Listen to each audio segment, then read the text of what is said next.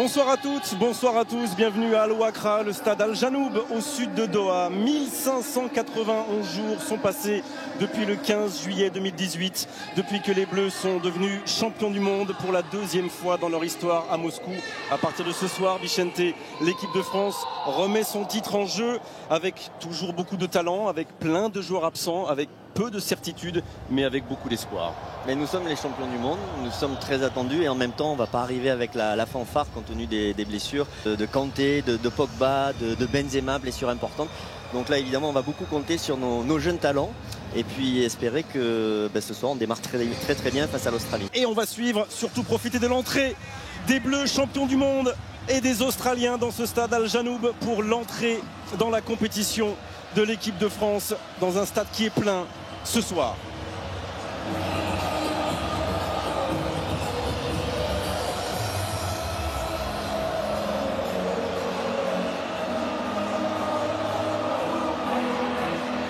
Il y a 4 ans en ouverture de la Coupe du Monde en Russie, ça avait été très compliqué, un penalty, un but contre son camp côté australien pour finalement s'imposer donc 2-1.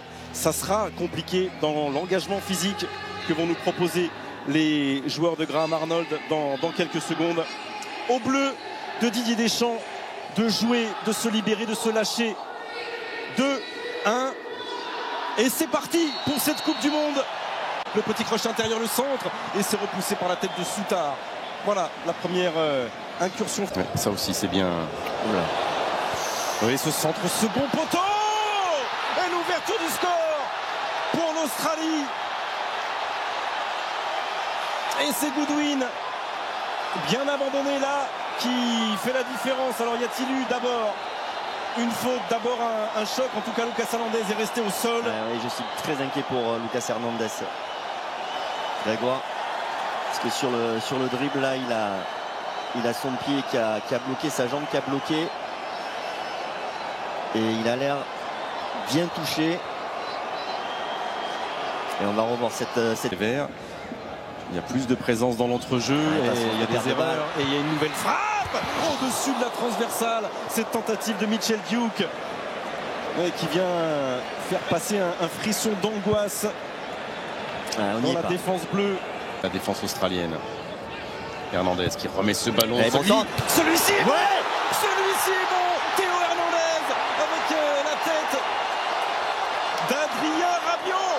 Allez, 27e minute et l'égalisation des Bleus. Ça n'a pas été sur le coup de pied arrêté, mais ça a été sur le second rideau, Vicente. Et là, la passe décisive d'Hernandez et la tête de Rabiot parce qu'il y avait du monde dans la surface. Et allez, on va respirer un tout petit peu mieux. Hein, ah oui, en deux temps. Très haut. Antoine Griezmann et... Allez. Adrien Rabiot. Oh, Giroud. Oui. Oh, Giroud du pied droit. Voilà, ça fait 2 buts en 5 minutes. Et l'équipe de France qui repasse devant. Et Olivier Giroud qui vient inscrire le 50e but de sa carrière en bleu, devenir le plus vieux buteur de l'histoire des Bleus en Coupe du Monde et surtout donner l'avantage à l'équipe de France qui mène 2-1. Olivier Giroud. Allez, il a poussé, il a accéléré, il a débordé, il a centré. Oh, et Kylian Mbappé, Giroud. Encore le pied droit. Mais ça ne lui fait pas peur. Il s'en veut un peu là de ne pas avoir mis l'équilibre suffisant pour rabattre ce ballon, Olivier Giroud. Oui, c'est un bon appel, ça. Très bon appel. Allez, Pigo. Oui. Oh, la passe était belle et lancé. Je l'ai vu. Lancé comme un frelon. Kylian Mbappé lui aussi, voyez ce ballon au fond, ça le laisse souriant, tout comme Antoine Griezmann. Mais quelle occasion là encore pour les deux. Eh oui, ça passe à rien d'un 3e but pour les Bleus. Que McGree va réussir à centrer. Oh non, il a touché le poteau. La chance là sur cette tête d'Irvine. Oh, oui, là on s'est laissé piéger encore sur notre côté droit. Qui vient remporter un duel important parce que c'était une dernière occasion.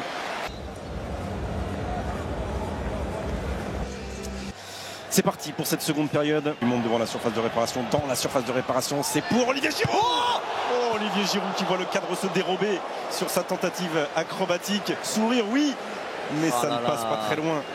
Il a encore pris un coup Tchouaméni avec Irvine. Mbappé, Giroud. Oui. Kylian Mbappé.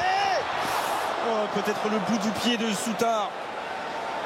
de Rose, pardon, qui vient perturber au dernier moment Kylian Mbappé. On avait vraiment l'impression que Kylian Mbappé allait faire la différence en vitesse et il arrive à le gêner au moment de la frappe en se jetant. Allez, Griezmann, on s'est sauvé sur sa ligne par Aziz Beich. Ouais, c'est magnifique ce qu'a fait. Il faut en profiter, le temps est très fort là pour les Bleus. Dembélé, voilà, qui le lève ce ballon. Pour la tête de Kylian Mbappé. Après Rabiot, après Giroud, c'est Kylian Mbappé qui vient donner de l'air peut-être définitivement à l'équipe de France. 68e minute, 3-1 pour les Bleus. Et le 5e but en Coupe du Monde dans l'histoire de Kylian Mbappé. 3-1. Ah, c'est bon, là je crois qu'on... Finalement à gauche face à Atkinson, deuxième accélération, deuxième changement de rythme, centre de Kylian Mbappé. Giroud, Giroud 51. Monsieur Giroud, le doublé, la passe décisive de Kylian Mbappé. Et Thierry Henry qui voit son record égalé dès le premier match de cette Coupe du Monde. Olivier Giroud n'avait pas marqué en 2018. Il débute par un doublé 2022. Oh, bien joué Griezmann, bien joué. Ah, le contrôle. Et il y avait peut-être un tout petit enjeu. Il s'en veut, Kylian Mbappé, de pas avoir réussi à maîtriser ce ballon. Il avait mis la semelle. Et Antoine Griezmann qui enroule ce corner. Mathieu Ryan, quelle parade. Quelle parade, parce qu'il fallait aller chercher cette tête française. Kylian Mbappé. Et là c'est terminé. Bon. Et merci monsieur Gomez d'interrompre ce temps additionnel. Et bravo Olivier Giroud, bravo aux Bleus surtout d'entrer solidement dans cette Coupe du Monde 2022. Bravo monsieur Giroud, 51 buts ce soir, le doublé pour lui.